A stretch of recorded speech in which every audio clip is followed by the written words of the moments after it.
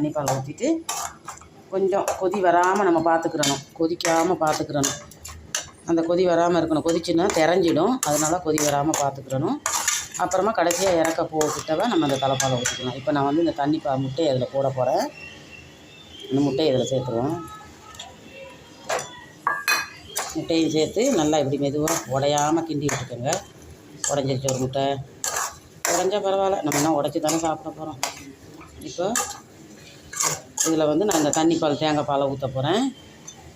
இந்த தண்ணி பாலை இப்படி கலக்கிட்டு இப்போ இதில் ஊற்ற நமக்கு எவ்வளோ கிரேவி தேவையோ அந்த அளவுக்கு நம்ம தேங்காய் பால் சேர்த்துக்கலாம். இது வந்து தேங்காய் பால் சேர்த்தாச்சு. இப்போ இதை நல்லா கொதிக்க விடணும்.